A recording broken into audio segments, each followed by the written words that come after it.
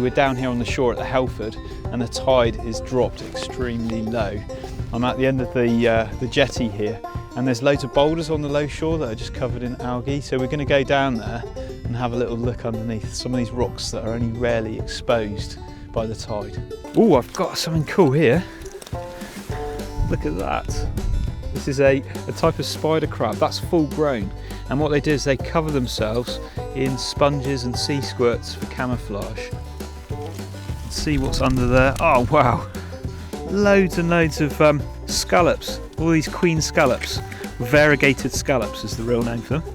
This is a broad-clawed porcelain crab. A whelk will lay a huge load of these eggs, and each one of these is a little case with lots of tiny embryos developing inside it. Whelks are a really large sea snail. We've actually got a worm, but this isn't any ordinary worm.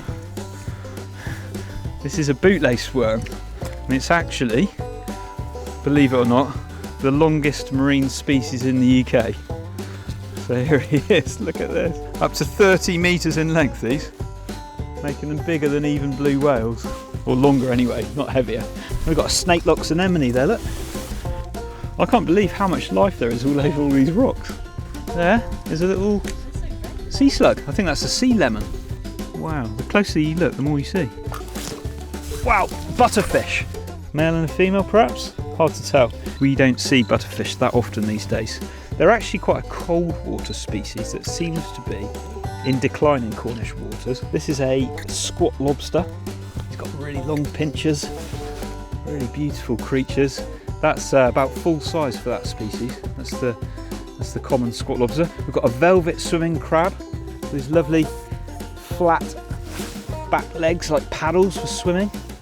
See how fast he is. He's a little mass of sea squirts being eaten by a tiny snail. So this is a cowrie, just like the ones we find in the tropics. What a beauty, eh? This is a spiny starfish, and they are absolutely amazing. That's actually not full grown. They get to 80 centimetres total arm span.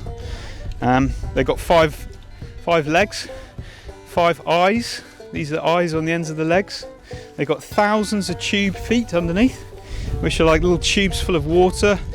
Hydrostatic skeleton is what powers a starfish, and each of these tube feet has a sucker on the end, and then in the centre is the mouth. Stunning creature. That's actually a really lovely example of a flat oyster. That's the native British oyster. It has one flat shell and one cupped shell, so when it opens up, the hole that it creates is a straight line. Very different from the non-native species. So the non-native is a different sort of shape. It's often quite a long, thin oyster, and it has this wavy aperture. So when it opens, it will have a wavy edge, very different to the flat edge of the native oyster. The other thing is they're often joined together. So here we got 1, 2 oysters just fused together. So yeah, these are Pacific oysters, the non-native species. Every rock you lift has got stuff underneath it. It's just amazing how much biodiversity there is on the shore down here. It's incredible.